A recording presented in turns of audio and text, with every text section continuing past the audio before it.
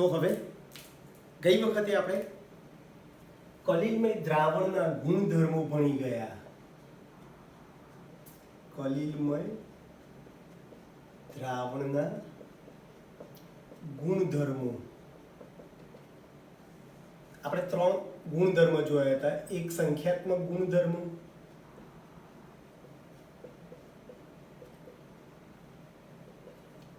બીજું ટિન્ડોલ અસર, ત્રીજું રંગ. આ 3 વસ્તુ અગાઉના લેક્ચરમાં ભણી ગયા. બરાબર છે.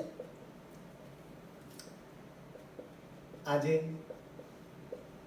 બ્રાઉનિયન ગતિ અને કલિલ કણો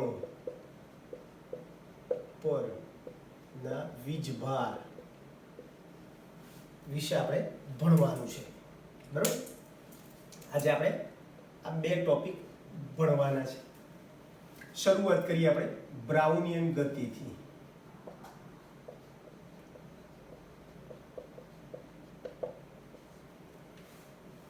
બરાબર. તો કલિલમય દ્રાવણ હોય એ કલિલમય દ્રાવણમાં શક્તિશાળી અલ્ટ્રા માઇક્રોસ્કોપ વડે એ કલિલમય દ્રાવણને તમે જુઓ તો એમાં પરિક્ષેપણ માધ્યમમાં પરિક્ષેપિત કલા એટલે કે કલિલ કણો શું થાય છે? સતત પરિભ્રમણ કરતા હોય છે. બરાબર છે. દ્રશ્યમાન ક્ષેત્રમાં કલિલ કણો વાંકી ચૂકી દિશામાં ગતિ કરે છે, જેને આપણે બ્રાઉનિયન ગતિ કહીશું.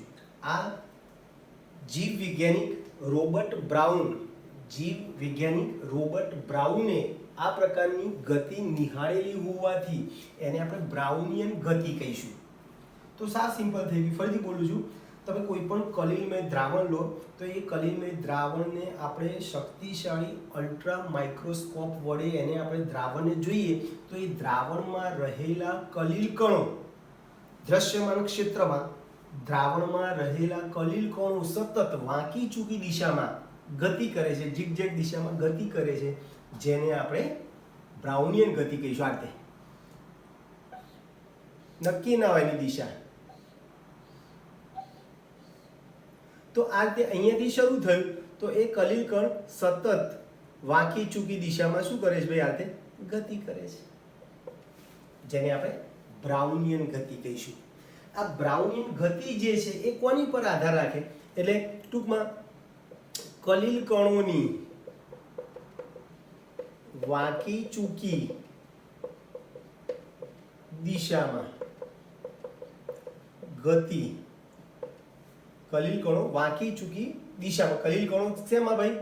પરિક્ષેપણ માધ્યમમાં વાંકી ચૂકી દિશામાં ગતિ કરે છે, જેને આપણે બ્રાઉનિયન ગતિ કહીશું. આ જે બ્રાઉનિયન ગતિ જે છે એ કલિલ કણોના સ્વભાવથી પ્રકૃતિથી સ્વતંત્ર છે. એટલે કે સ્વભાવ પર આધાર રાખતા નથી, પરંતુ કલિલ કણોના કદ એટલે કે માપ અને દ્રાવણની સ્નિગ્ધતા ઉપર આધાર રાખે છે.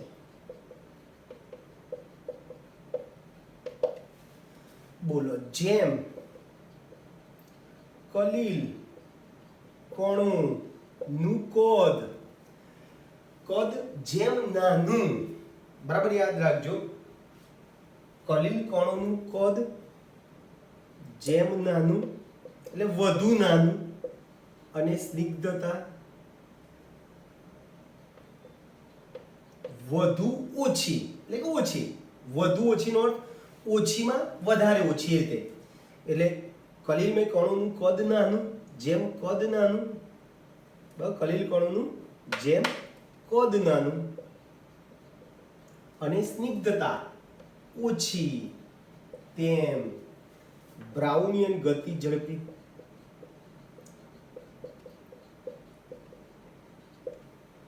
આ બ્રાઉનિયન ગતિને કારણે સોલની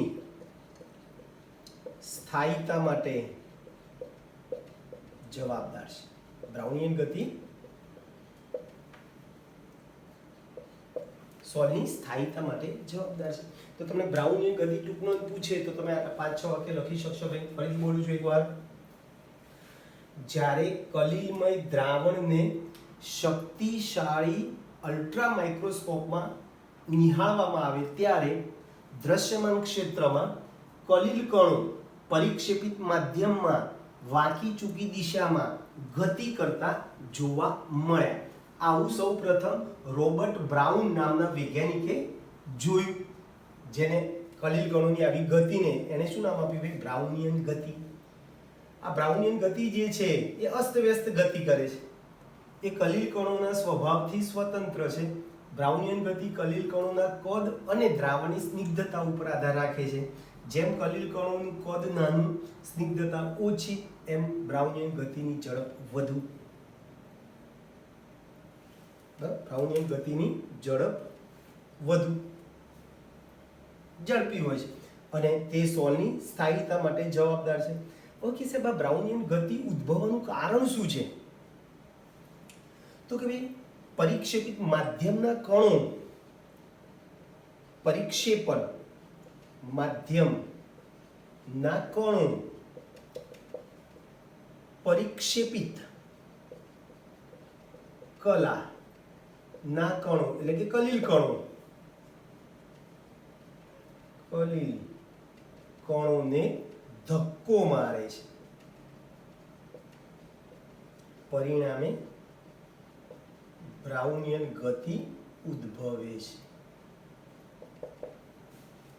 બ્રાઉનિયન ગતિ ઉદ્ભવે છે. આ બ્રાઉનિયન ગતિ ઉદ્ભવવાનું કારણ તમારું આ છે. બરાબર છે? સાચા દ્રાવણમાં બ્રાઉનિયન ગતિ જોવા મળે નહીં. બરાબર છે? સાચા દ્રાવણમાં જેમ ટિંડોલ અસર સાચા દ્રાવણમાં જોવા મળતી નથી, કલિલમય દ્રાવણમાં જોવા મળે, એમ બ્રાઉનિયન ગતિ સાચા દ્રાવણમાં જોવા મળે નહીં. ઓકે દોસ્તો, તો આ થઈ ગયું આપણું બ્રાઉનિયન ગતિની વાત કરી. હવે કલિલ કણો પરના વીજભારની આપણે ચર્ચા કરીએ.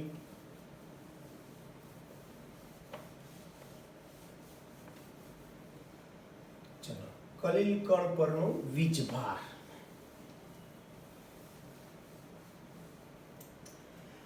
હવે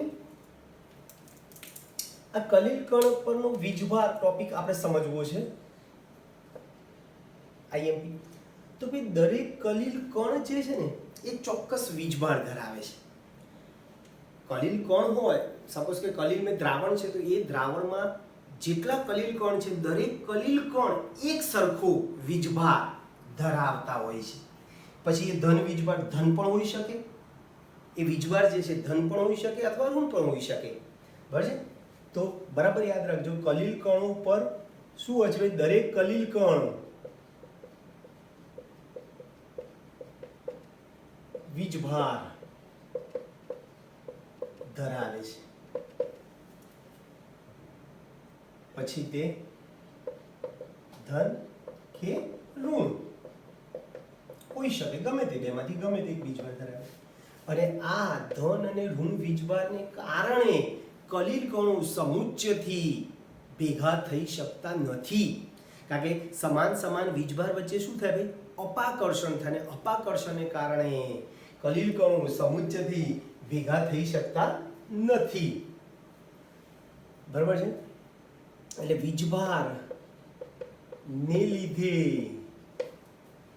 તેઓ સમુચ્ચયથી ભેગા થઈ શકતા નથી. કેમ ભાઈ થઈ શકતા નથી?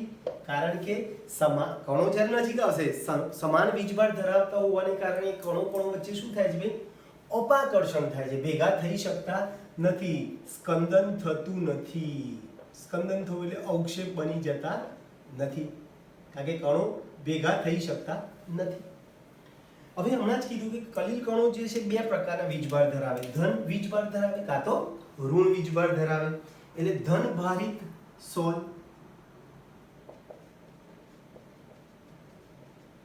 અથવા તો કલીલ, ધન વીજભારિત કલીલ અને ઋણ ભારિત કલીલ અથવા સોલ. ચલો, ધન ભારિત કલીલ સોલમાં બધા ધાતુના ઓક્સાઇડ આવે. ધાતુના ઓક્સાઇડ દાખલા તરીકે Al2O3 બરાબર છે ઇન્ટુ પાણીના અણુ એની સાથે જોડાયેલા હોય.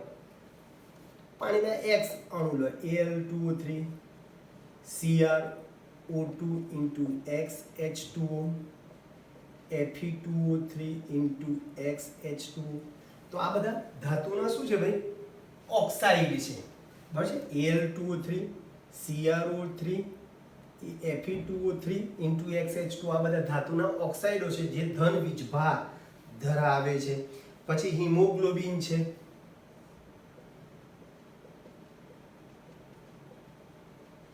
હિમોગ્લોબિન છે. પછી અમુક સૂચકો છે. બરાબર છે. પછી હાઇડ્રોક્સાઇડો છે. ફેરિક હાઇડ્રોક્સાઇડ છે, એલ્યુમિનિયમ હાઇડ્રોક્સાઇડ છે, ઝિર્કોનિયમ હાઇડ્રોક્સાઇડ છે. આ બધા હાઇડ્રોક્સાઇડો પણ ધન વીજભાર ધરાવે છે. પછી ઓક્સાઇડમાં TiO2 જે છે એ પણ ધન વીજભાર ધરાવે છે. તો આ બધા ધન વીજભારિત કલીલમય સોલ છે. બરાબર છે. ધન વીજભારિત કલીલમય સોલ છે. Methylene blue.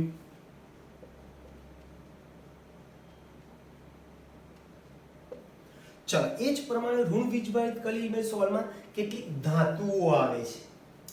જેમ કે કોપર છે, કોપર સોલ છે, સિલ્વર સોલ છે, ગોલ્ડ સોલ છે. બરાબર છે. આર્સેનિક સલ્ફાઇડ છે. બરાબર છે. Arsenic sulphide As2S3.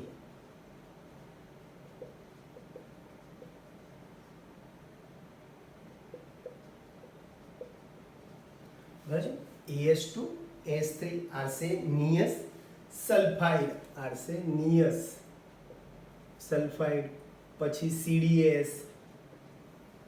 પછી જેમ અહીંયા મિથિલિન બ્લુ સૂચક છે તો એ પ્રમાણે ઇઓસિન છે, ઇઓસિન, કોંગો રેડ છે. તો આ બધા ઋણ વીજભાર ધરાવે છે. કલીલ કણો ઋણ વીજભાર ધરાવે છે. વધુમાં તમે સ્ટાર્ચ, ગુંદર, જીલેટિન પણ લઈ શકો. સ્ટાર્ચ, ગુંદર, જીલેટિન, માટી વગેરે વગેરે. તો ક્લિયર દોસ્તો? કલીલમય કણ ચોક્કસ પ્રકારનો વીજભાર ધરાવે. કલીલમય કણો કાં તો ધન વીજભાર ધરાવે કાં તો ઋણ વીજભાર ધરાવે. ધન વીજભાર ધરાવતા કલીલ સોલના મેં ઉદાહરણ આપ્યા. ઋણ વીજભાર ધરાવતા કલીલમય સોલના ઉદાહરણ આપણે લખ્યા. હવે આ જે કલીલ કણ ઉપર જે વીજભાર ઉદ્ભવે છે એ વીજભાર ઉદ્ભવવાના કારણો, વીજભાર ઉદ્ભવવાના કારણો છે. ત્રણ નાના નાના કારણ છે કે ભાઈ કલીલ કણો પર કેમ વીજભાર ઉદ્ભવે છે અથવા કેવી રીતે ઉદ્ભવી શકે છે. તો એમાં ધાતુઓના વિસર્જન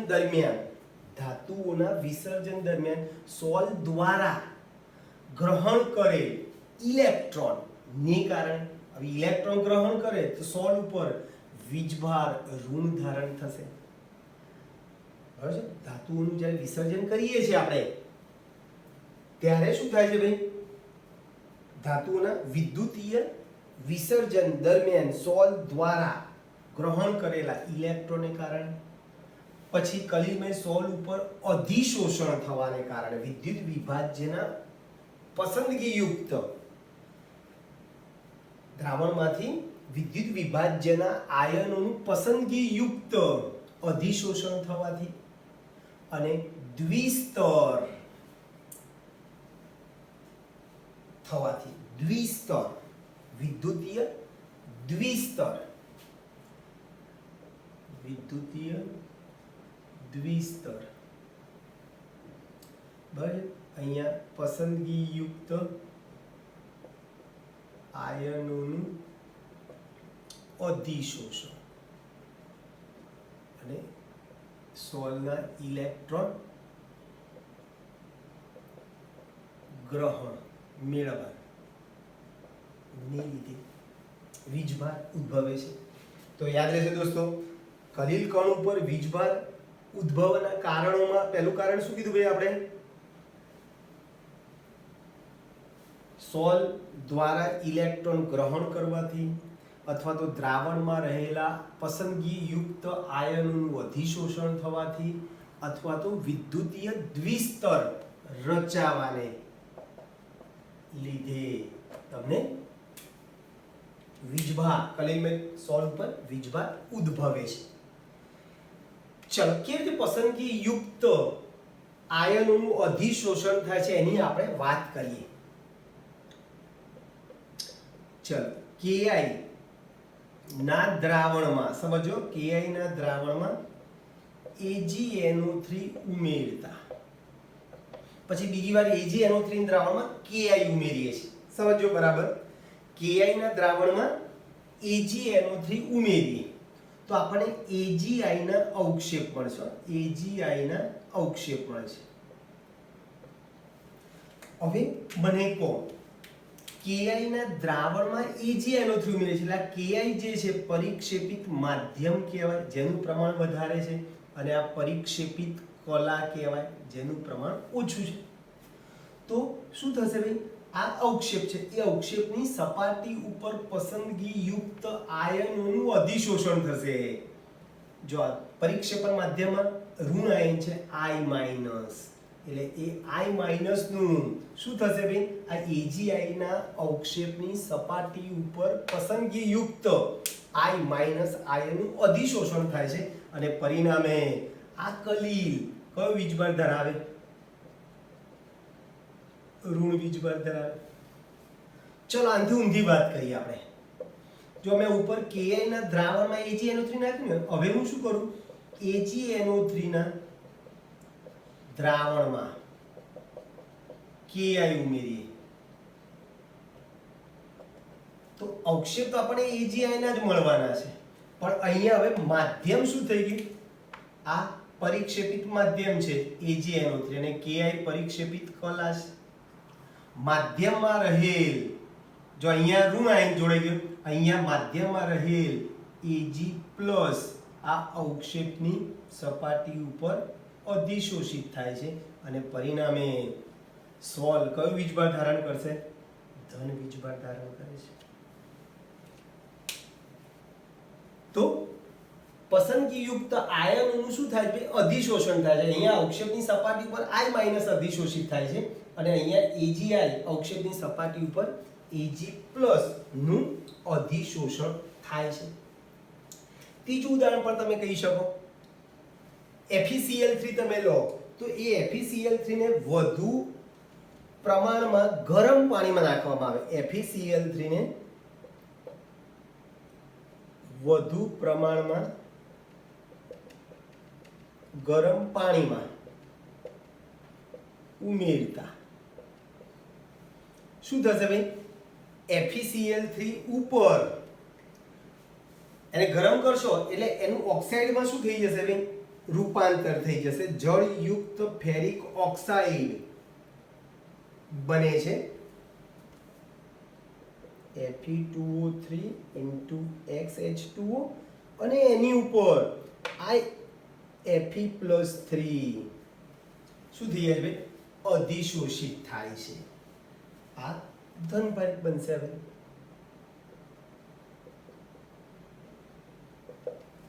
શું તમે ફરીથી FeCl3 ને શું કરશો? વધુ પ્રમાણમાં ગરમ પાણીમાં ઉમેરશો તો આ જે ફેરિક ઓક્સાઇડ, જળયુક્ત ફેરિક ઓક્સાઇડ જે છે, જળયુક્ત ફેરિક ઓક્સાઇડ ઉપર Fe+3 નું અધિશોષણ થવાથી સોલ ધનભારિત બને છે. પણ FeCl3 ને આપણે NaOH ના દ્રાવણમાં ઉમેરવામાં આવે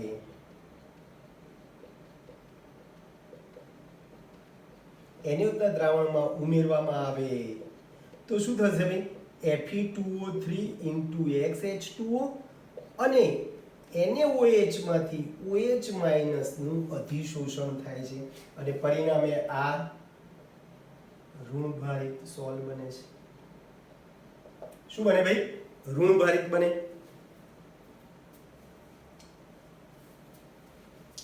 ક્લિયર?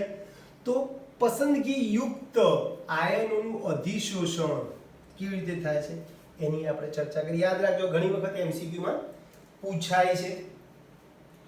હવે વિદ્યુતીય દ્વિસ્તર કેવી રીતે રચાય છે એની આપણે થોડીક ચર્ચા કરી લઈએ. આપણે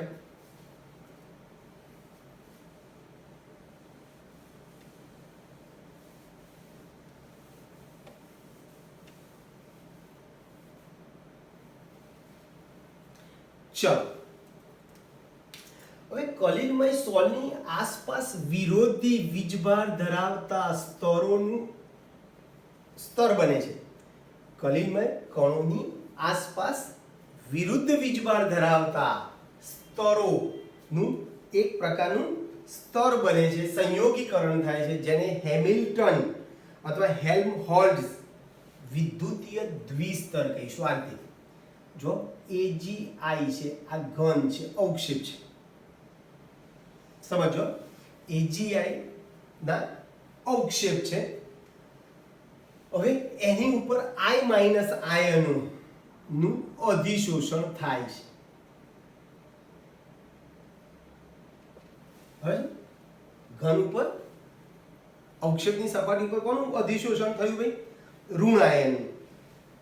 પછી વિરુદ્ધ વીજભાર ધરાવતા, એટલે હવે અહીંયા I માઇનસ તો K પ્લસ સ્તરનું પાછું અધિશોષણ થયું. સ્તરનું શું થયું ભાઈ? અધિશોષણ થાય છે. આને સ્થિર સ્તર કહેવાય. શું કહીશું ભાઈ? સ્થિર જે સખત હોય છે સ્થિર સ્તર કહીશું. જે કેવું હોય છે ભાઈ? સખત હોય છે. હવે આ એક સ્થિર સ્તર થઈ ગયું અને બીજું પ્રસરિત સ્તર. પ્રસરિત સ્તરમાં શું હોય? આ તે ધન આયન ઋણ આયન, ધન આયન ઋણ આયન તમારા ગોઠવાતા હોય છે. આ તે K પ્લસ હોય, I માઇનસ હોય, K plus, I minus, I minus, K plus, I minus, K plus, K plus, I minus. આ રીતે પ્રસરિત સ્તરો હોય છે. બરાબર છે? આવા બે સ્તરોને દ્વિસ્તર કહીશું. વિદ્યુતીય દ્વિસ્તર. વિદ્યુતીય દ્વિસ્તર કહીશું. ફરીથી બોલું છું. શું કહીશું ભાઈ? કલિલમય દ્રાવણ જે હોય, કલિલમય કણો જે છે, કલિલમય કણોની આસપાસ બંને એકબીજાથી વિરોધી સ્તર, બંને આ કલિલમય કણો જે છે એ કલિલમય કણોની આસપાસ વિરોધી વીજભાર ધરાવતા કણોનું શું બને છે ભાઈ? સ્તર બને છે, સંયોગીકરણ થાય છે. આવા સંયોગીકરણને હેલ્મહોલ્ટ્ઝ દ્વિસ્તર એવું નામ આપ્યું. દાખલા તરીકે આપણે ઘન AgI અવક્ષેપ છે, એની સપાટી પર I માઇનસ નું સ્તર આવ્યું. પછી શું થશે? I માઇનસ નું વિરોધી આયન K પ્લસ નું શું થઈ ગયું? એની પર અધિશોષણ થયું. આ સ્તરને સ્થિર સ્તર કહીશું. કયું સ્તર કહીશું? સ્થિર સ્તર કહીશું, જે સખત હોય છે. એ સ્તર ની પાછું અધિશોષણ બીજા ધન આયન ઋણ આયન, ધન આયન ઋણ આયન પાછું અધિશોષણ થાય છે, જેને આપણે પ્રસરિત સ્તર કહીશું. આ બે સ્તર વચ્ચે પોટેન્શિયલ ના તફાવતને શું કહીશું ભાઈ? વીજ ગતિક પોટેન્શિયલ અથવા જીટા પોટેન્શિયલ કહીશું. કયા બે સ્તર ભાઈ? સ્થિર સ્તર અને પ્રસરિત સ્તર વચ્ચેના પોટેન્શિયલના તફાવતને વીજ ગતિ પોટેન્શિયલ અથવા જીટા પોટેન્શિયલ કહે છે. જીટા પોટેન્શિયલ આપણે એને કહી શકીએ.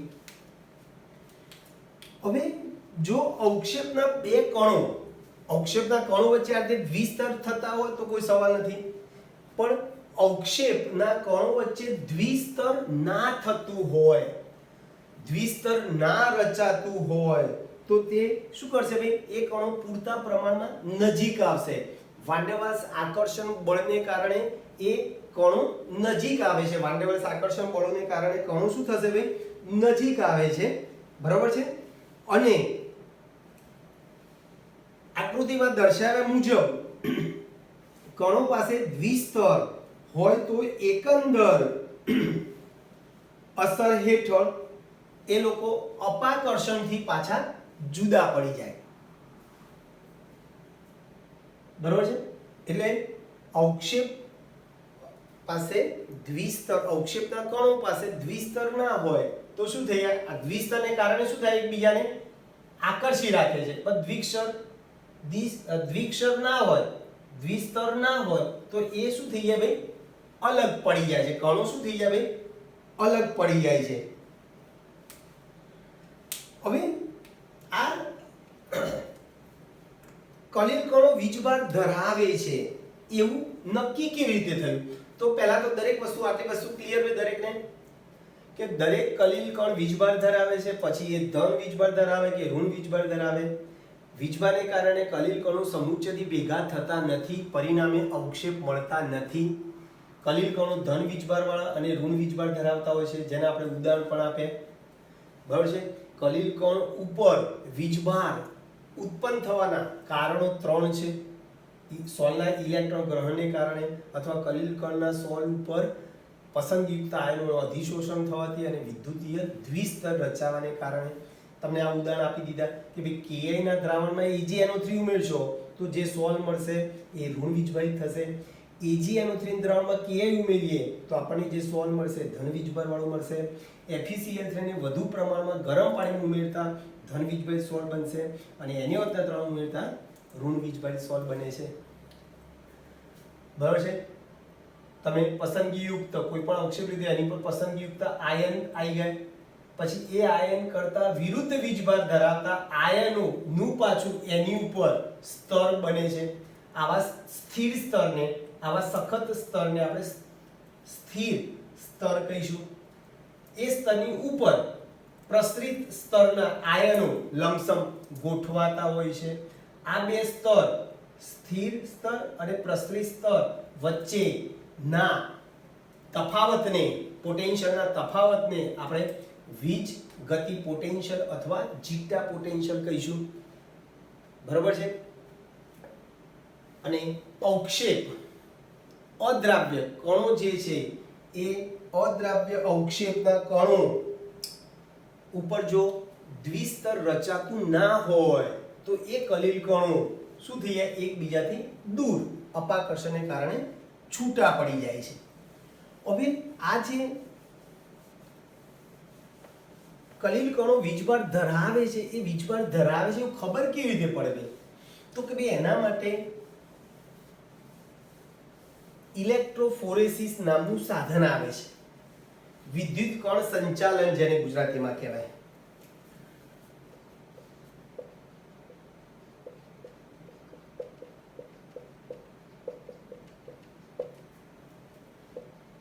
ઇલેક્ટ્રોફોરેસિસ.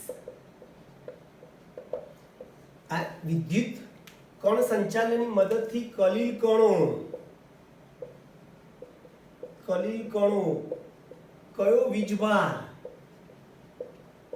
ધરાવે છે તે નક્કી થાય છે. એટલે કલિલ કણો ધન વીજભારિત છે કે ઋણ વીજભારિત છે એ નક્કી કરવા માટે વિદ્યુત કણ સંચાલન નામનું સાધન વપરાય. સાવ સિમ્પલ સાધન છે. આવું યુ આકારની કાચની નળી વાળું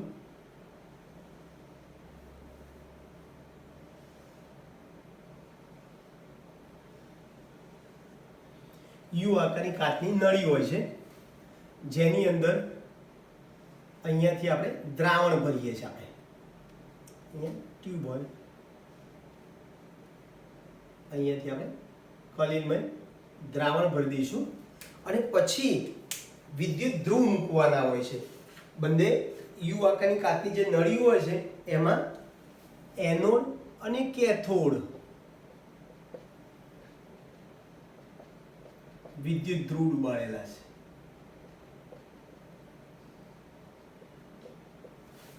હવે શું કરશો ભાઈ? વિદ્યુત પ્રવાહ પસાર કરો. તો જો કલીલ કણો ધન ધ્રુવ તરફ આકર્ષાય તો એનો અર્થ કે કલીલ કણ ઋણ વીજભાર ધરાવે છે, વિરુદ્ધ વીજભાર ધરાવે. અને જો કલીલ કણો ઋણ ધ્રુવ તરફ આકર્ષાય તો એનો અર્થ કે કલીલ કણો કયો વીજભાર ધરાવે છે? ધન વીજભાર ધરાવે છે, એમ કહી શકો. સાવ સિમ્પલ છે. એટલે વિદ્યુત કણ સંચાલન, જેને આપણે ઇલેક્ટ્રોફોરેસિસ કહીશું, એ ઇલેક્ટ્રોફોરેસિસની મદદથી કલીલ કણો કયો વીજભાર ધરાવે છે એ નક્કી થાય. એટલે તમારે આ વિદ્યુત વિભાર નળી જે છે, બરાબર છે, ઇલેક્ટ્રોફોરેસિસ સાધન છે, એની અંદર કલીલમય દ્રાવણ ભરી દેવાનું, છેડા ઉપર વિદ્યુત ધ્રુવ લગાવવાના, વિદ્યુત પ્રવાહ પસાર કરો. તો જો કલીલ કણો ધન ધ્રુવ તરફ આકર્ષાશે તો એનો અર્થ કે કલીલ કણો જે છે એ ઋણ વીજભાર ધરાવે છે. અને જો કલીલ કણો ઋણ વિદ્યુત ધ્રુવ તરફ આકર્ષાય તો એનો અર્થ એવો થયો કે કલીલ કણ ધન વીજભાર ધરાવે છે, એવું નક્કી થાય. બરાબર છે. ઘણી વખત શું થતું હોય છે? પરિક્ષેપણ માધ્યમ વિદ્યુત ક્ષેત્રમાં ખસવાનું ચાલુ કરે છે. પરિક્ષેપણ માધ્યમ આખું દ્રાવણ, પરિક્ષેપણ માધ્યમ એટલે દ્રાવણ છે, બરાબર છે, જેને આપણે સ્પષ્ટ કહ્યું તો દ્રાવકો કહીશું, જેની અંદર પેલા શું ફરતા હોય છે? કલીલ કણો સતત ગતિ કરતા હોય છે. એટલે ઘણીવાર શું થતું હોય છે કે આ પ્રોસેસ દરમિયાન પરિક્ષેપણ માધ્યમ વિદ્યુતીય ક્ષેત્રમાં ખસવાનું ચાલુ કરે છે. પરિક્ષેપણ માધ્યમ વિદ્યુતીય ક્ષેત્રમાં ખસવાનું ચાલુ કરે છે. આ ઘટનાને વિદ્યુત પરાસરણ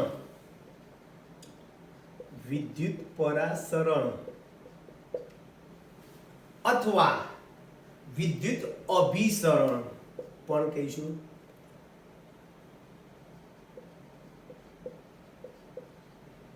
ઘણી વખતે આ સાધનમાં પરિક્ષેપણ માધ્યમ વિદ્યુતીય ક્ષેત્રમાં ખસવાનું ચાલુ કરે છે, જેને આપણે વિદ્યુત પરાસરણ અથવા વિદ્યુત અભિસરણ કહીશું.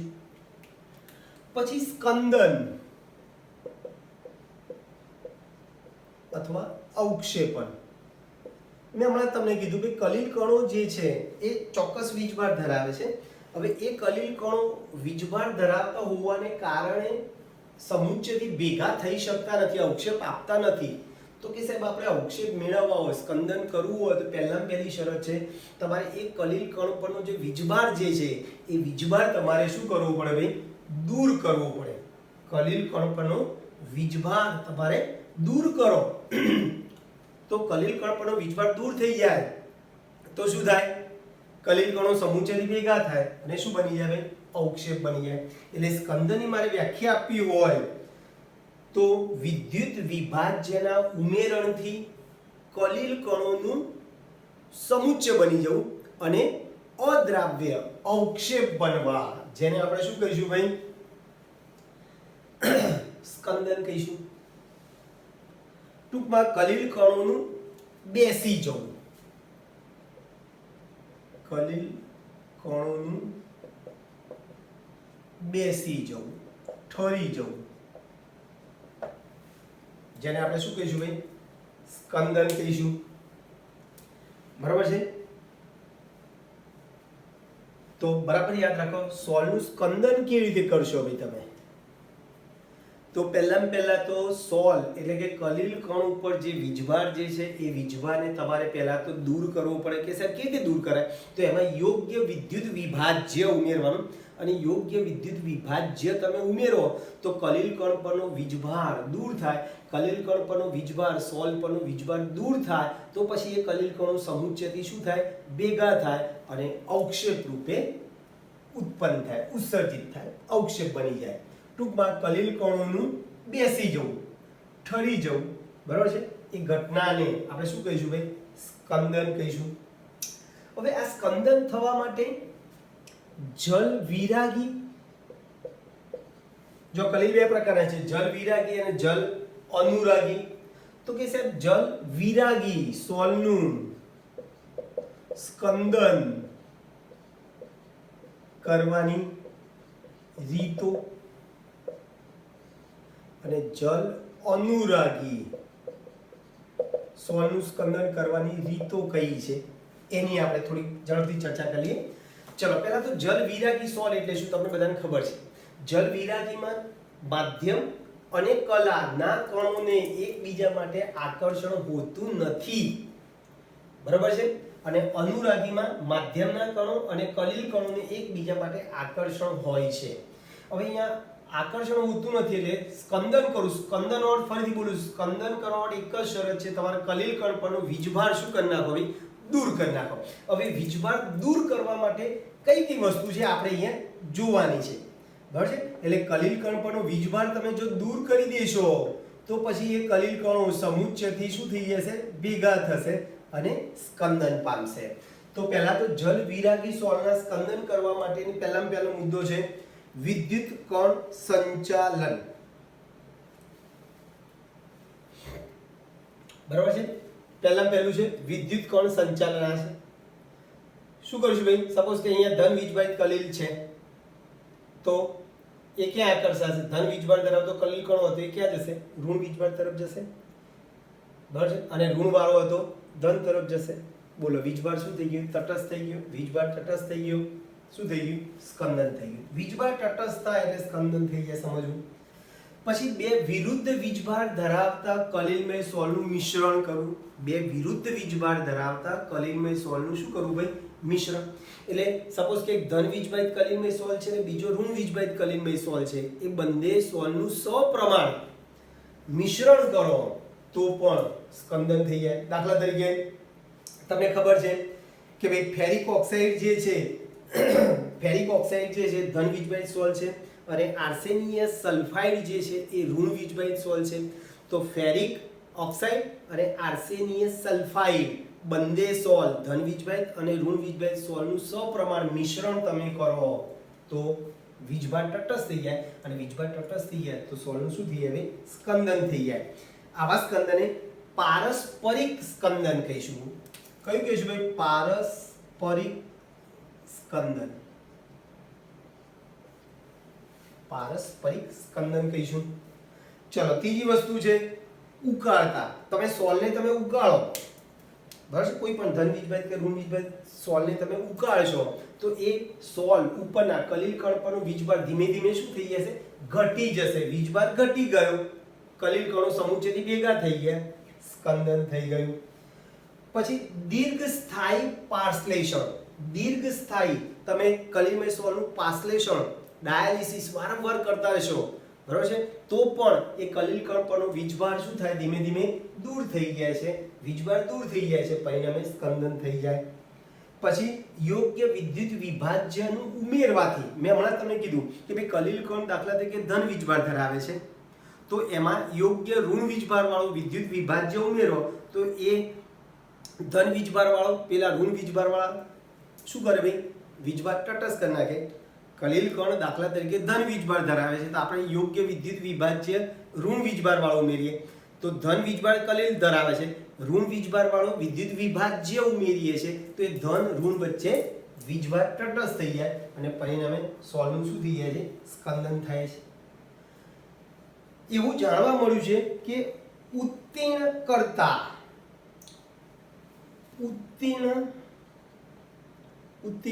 કરતા આયન ની સંયોજકતા જેમ વધુ તેમ સ્કંદન વધુ. શું કીધું ભાઈ, ઉત્તીર્ણ કરતા આયનની સંયોજકતા જેમ વધુ તેમ સ્કંદન વધુ.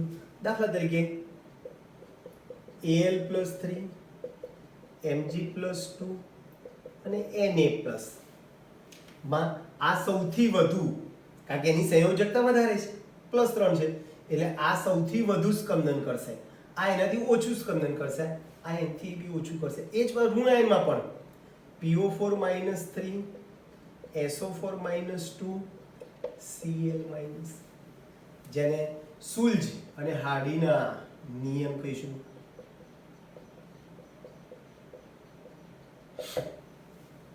એટલે આનું સૌથી ઓછું પ્રમાણ સરળતાથી સ્કંદન કરશે, જેને આપણે સ્કંદન મૂલ્ય પણ કહેવાય.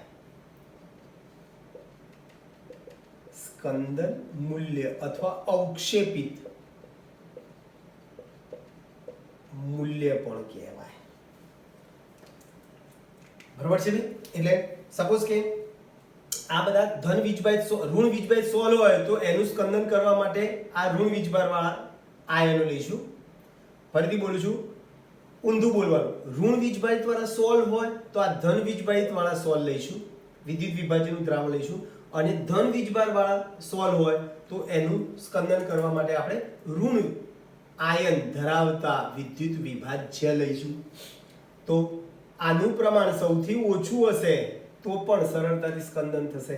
આનું પ્રમાણ આના કરતાં વધારે લેવું પડશે, આના કરતાં આનું પ્રમાણ વધુ લેશો તો સ્કંદન થશે, બાકી સ્કંદન થશે નહીં. બરાબર છે? એટલે 1 લિટર વિદ્યુત વિભાજ્યનું તમારે સ્કંદન મૂલ્યની વ્યાખ્યા આપી હોય તો 1 લિટર કલિલમય દ્રાવણનું સંપૂર્ણ સ્કંદન કરવા માટે જરૂરી મિલીમોલ વિદ્યુત વિભાજ્યના દ્રાવણને સ્કંદન મૂલ્ય કહીશું. ફરીથી 1 લિટર કલિલમય દ્રાવણનું સંપૂર્ણ સ્કંદન કરવા માટે જરૂરી વિદ્યુત વિભાજ્ય ના મિલીમોલ વજનને શું કહીશું? સ્કંદન મૂલ્ય અથવા તો સ્કંદન શક્તિ કહી શકો છો. ટૂંકમાં ઓછામાં ઓછું મૂલ્ય વિદ્યુત વિભાજનનું ઓછામાં ઓછું પ્રમાણ સ્કંદન કરી દે એને સ્કંદન મૂલ્ય કહીશું. તો જે પ્રમાણે આપણે જલ વિરાગી સોલનું સ્કંદન કરવાની રીતો જોઈ, એવી જલ અનુરાગી સોલનું સ્કંદન કરવા માટે પણ આ જ વસ્તુ છે કે ભાઈ વીજભાર તમારે શું કરવો પડે? ભાઈ એની ઉપર તો વીજભાર દૂર કરવો પડે. ચલો, એના માટે જલ અનુરાગી કલિલ સોલની સ્થાયીતા માટે 2 પરિબળો જવાબદાર છે. બરોબર છે? એક તો વિદ્યુત વિભાજ્યને ઉમેરવાનું અથવા તો પેલા વીજભાર અને દ્રાવક યોજન. જો મેં તમને અગાઉ પણ કીધું છે કે ભાઈ જલ વિરાગી સોલ કરતા જલ અનુરાગી સોલ વધુ સ્થાયી છે. આ વધુ સ્થાયી થવાનું કારણ કયા 2 કારણ છે ભાઈ? એક તો દ્રાવક યોજન, જેને આપણે સુયોજન કહેવાય. દ્રાવક યોજન, સુયોજન અને વીજભાર છે. બરાબર છે? એને કારણે આ જલ અનુરાગી સોલ વધુ સ્થાયી છે. હવે આ જલ અનુરાગી સોલનું સ્કંદન કરવું હોય તો તમારે 2 વસ્તુ કરવાની છે. તમે યોગ્ય વિદ્યુત વિભાજ્ય ઉમેરો. યોગ્ય વિદ્યુત વિભાજ્ય ઉમેરવાનું એટલે સપોઝ કે સોલ જે છે કલિલમય સોલ ધન વીજભાર ધરાવે છે તો યોગ્ય વિદ્યુત વિભાજ્ય ઋણ વીજભાર વાળું ઉમેરીએ, અથવા ઋણ વીજભાર ધરાવે છે સોલ તો વિદ્યુત વિભાજ્ય ધન ઉમેરીશું આપણે, અને યોગ્ય દ્રાવક ઉમેરીને. બરાબર છે? જલ અનુરાગી સોલનું સ્કંદન કરવું હોય તો 2 વસ્તુ છે, કાં તો યોગ્ય દ્રાવક ઉમેરો કાં તો યોગ્ય વિદ્યુત વિભાજ્ય ઉમેરો. યોગ્ય દ્રાવક ઉમેરવાથી પણ શું થાય? કલિલ કણ પરના વીજભાર નિર્બળ થઈ જાય છે. બરાબર છે? દાખલા તરીકે આપણે જલ અનુરાગી સોલમાં આલ્કોહોલ અથવા આલ્કોહોલ અથવા એસીટોન, જલ અનુરાગી સોલના દ્રાવણમાં આલ્કોહોલ અથવા એસીટોન જેવું દ્રાવક આપણે નાખીએ તો શું થાય? આ જલ અનુરાગી દ્રાવણનું નિર્જરીકરણ થાય છે અને નિર્જરીકરણને કારણે એમાં સ્કંદન આવે છે, સ્કંદન થઈ જાય છે. પછી કલિલનું સંરક્ષણ. તમારે કલિલનું સંરક્ષણ કરવું છે, સ્કંદન કરવું નથી, સ્કંદન થતું અટકાવવું હોય તો શું કરી શકીએ? તો હમણાં જ આપણે વાત કરી કે ભાઈ આ જલ વિરાગી સોલ કરતા જલ અનુરાગી સોલ કેવા છે ભાઈ? વધારે સ્થાયી છે. કોણ વધુ સ્થાયી છે? જલ વિરાગી કરતા જલ અનુરાગી સોલ વધુ સ્થાયી છે. ને આ વધુ સ્થાયી થવાનું કારણ તો બે આ જલ અનુરાગી જે કલિલ કણ જે છે, સોલ જે છે એ જલ અનુરાગી કલિલ કણની ઉપર ચારે બાજુ પાણીના અણુઓનું એક પ્રકારનું શું થઈ જાય છે, પડ લાગી જાય છે, એક પ્રકારનું શું લાવે છે, સ્તર બની જાય છે, બરાબર. પરિણામે એની સ્થિરતા શું થઈ જાય ભાઈ, વધી જાય છે, બરાબર. જલ અનુરાગી એ જલ વિરાગી કરતા વધુ સ્થાયી છે અને આ જલ અનુરાગી વધુ સ્થાયી થવાનું કારણ જલ અનુરાગી દ્રાવણમાં રહેલા કલિલ કણો ની ઉપર ચારે તરફ ચોપાર તરફ શું થાય છે, પ્રવાહીના કણો, પાણીના કણો શું થઈ જાય છે, ઢંકાઈ જાય છે, કણોને ઢાંકી દે છે.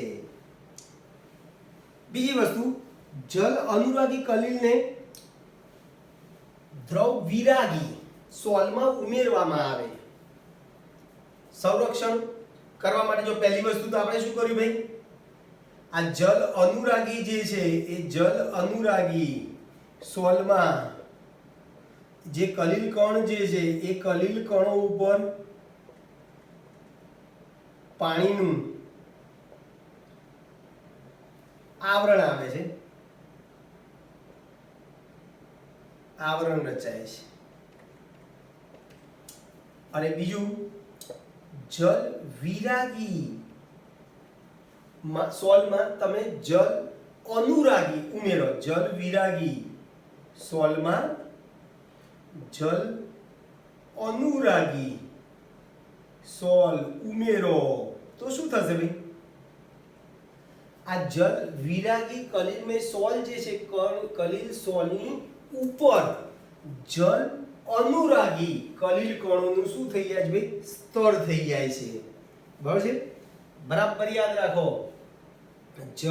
જલ વિરાગી બોલો અથવા તો દ્રવ અથવા જલ વિરાગી સોલમાં તમે જલ અનુરાગી સોલ ઉમેરો તો આ જલ વિરાગી જે કલિલમય સોલ જે છે, કલિલ કણ જે છે, કલિલ કણની ઉપર જલ અનુરાગી સોલનું શું લાગી જાય છે ભાઈ, સ્તર લાગી જાય છે, બરાબર છે.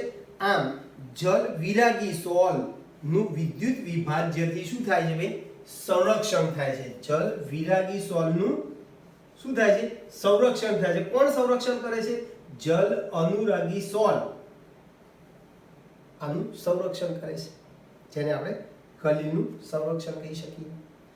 ક્લિયર ભાઈ? ફરીથી બોલું છું, જલ વિરાગી સોલમાં જલ અનુરાગી સોલ ઉમેરવામાં આવે તો શું થાય છે ભાઈ, જલ અનુરાગી સોલના જે કણો જે છે એ જલ વિરાગી સોલના કણની ઉપર સ્તર બની દે છે અને પરિણામે જલ વિરાગી સોલનું શું થાય ભાઈ, સંરક્ષણ થાય છે. તો આ રીતે તમે કલિલ કણનું સંરક્ષણ કરી શકો છો. ઓકે દોસ્તો, તો અહીં સુધી આપણે રાખીએ છીએ. આવતી વખતે આપણે પાયસ ઇમલ્શન કોને કહેવાય, બરાબર છે, પાયસ ઇમલ્શનની વાત કરીશું, બરાબર, અને આ અધિશોષણના અનુપ્રયોગો એના ઉપયોગોની આપણે ચર્ચા કરીશું. ઓકે દોસ્તો, અહીં સુધી રાખીએ છીએ. મળીએ, બાય.